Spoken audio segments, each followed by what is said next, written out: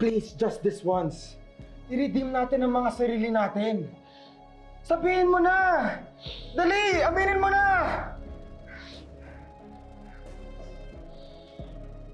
O kaya, pupunta na lang tayo sa police station. Sabihin mo sa kanila na walang kasalanan si Ate Lilet! Na inosente ako! Sabihin mo na! Sabihin mo na! Dali! Aaminin mo ba o hindi? Sabihin mo na! Nakita na kami noon. In-update naman namin kayo ni Kurt tungkol dun. Oo, at check namin ngayon yung plate number na ginamit niya nung pinuntahan ka niya. Kasalukuyan, tinatrack namin siya ngayon. Bakit di mo sinabi sa amin yan? Baka naman kung ano pa nagawa niya sa'yo. Hindi naman po niya ako sinaktan eh. Sinabi niya lang sa akin na wala siyang kasalanan. Tapos, tinawagan niya ako para sabihin yung tungkol kay Evelyn. Tataka nga din ako kung bakit ganun ka-desperado si Ino kay Evelyn. Parang may mali. Parang kailangan nating tulungan si Ino. Sigurado ka ba dyan, anak? May numero ka nang ginamit ni Ino, di ba? Tawagan mo, attorney.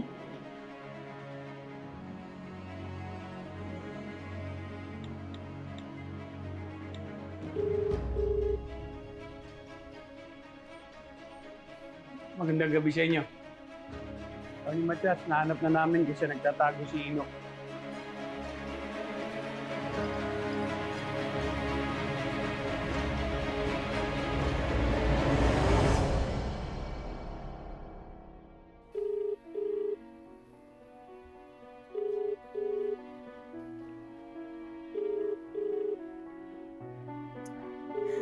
Ino, bakit di ka sumasagot?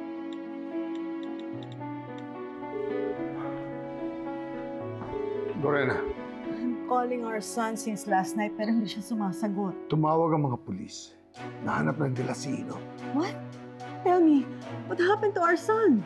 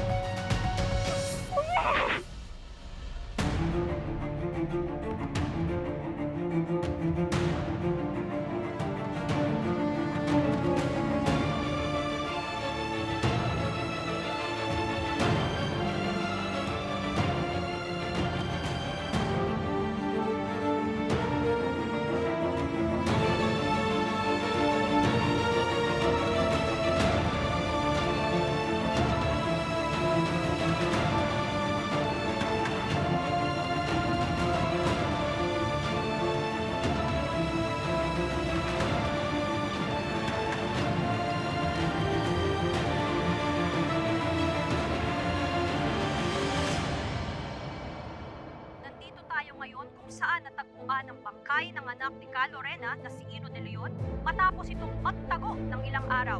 Si De Leon ang tinuturo na pumatay kay Attorney Meredith Simmons. Para sa iba pang balita, tumutok lang sa Channel 8 Flash News.